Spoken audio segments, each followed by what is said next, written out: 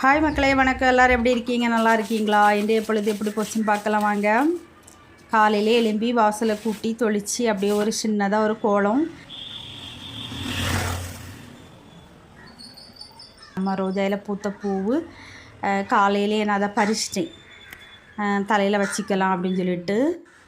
எங்கே ஆளுக்கு முந்தி ஓட்டம் ஓட்டம் ஓட்டம் எங்களுக்கு முந்தி நீ தான் ஓடுவியோ? சலிட் அடிக்கிறியாக்கும் எனக்கு. வணக்கம் அம்மா, வணக்கம் அம்மா, வணக்கம். போப்போ. நம்ம ஜெய்க்கு நல்ல பையன் இல்லைன்னா நிற்பான், வானா வருவான். அப்படிப்பட்ட பையன். ஓகே, என்ன சோத்துக்கு தீபத்தை வச்சிடலாம் அப்படின்னு சொல்லிட்டு ரெடி ஆகிட்டேன். 2-3 மட்டை தான் கிடக்குது. இப்போ சீக்கிரம் மட்டை எடுக்க போகணும். இப்போ வெயில் நேரம் தானே, அதனால் நிறைய ஸ்டாக் பண்ணியெல்லாம் வைக்க மாட்டேன். அப்பப்போ போய் 10 மட்டையை எடுத்துகிட்டு வருவேன். நம்ம வீட்டில் இருந்து ஒரு பின்னாடி ஒரு காமண்டர் இருக்குது பார்த்தீங்களா, அதை தாண்டினால விலை கிடக்கு. இங்கே அத்தானுக்கு விலை எப்போ வேணாலும் போய் எடுத்துக்கலாம். 10 மட்டை 5 மட்டைன்னு கையில் எடுத்துகிட்டு வருவேன். இந்த 2 கப்பில் எந்த கப்பு ஏன் கப்பு சொல்லுங்கள் கமெண்டில். எங்கள் வீட்டுக்காரங்க இன்றைக்கி என்ன மீன் வாங்கிட்டு வந்தாவ? பாறை குட்டி மீன்.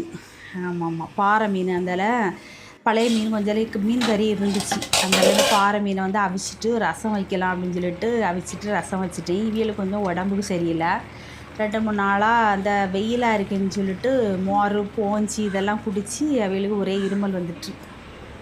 சரி அப்படின்னு சொல்லிட்டு ரசம் வச்சுட்டு அந்த மீனையும் அவிச்சு பழைய மீன்கறி சூடு பண்ணக்கு அடுப்பில் போட்டுறதே. நமக்கு சொந்தக்கார பிள்ளை ஒருத்தர் பேசிகிட்டு இருந்தாவளா, அடுப்பில் போட்டது ஞாபகம் இல்லாமல் இருந்துட்டேன். அது நல்லா கட்டியாக வத்தி போயிடுச்சு. சரி ஜாக்கிக்கு தானே கூட்டு போல் எடுத்து போட்டு அப்படின்னு சொல்லிட்டு வச்சுட்டேன். எங்கள் வீட்டுக்காரங்களும் வேலைக்கு கொடுத்து வெந்நியும் போட்டுட்டேன். பச்சை தண்ணியை குடிக்காண்டா அப்படின்ட்டு.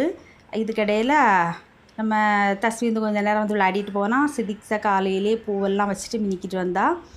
அப்புறம் நம்ம வீட்டில் கொய்யாக்காய் வாங்கிட்டு வந்திருந்தா. பிள்ளை வெட்டி திங்கலாம்ல, கடிச்சு தின்றுக்கா. புழுவு கொன்று ஓடி வாரா, ஏமா புழு அப்படின்கிட்டு.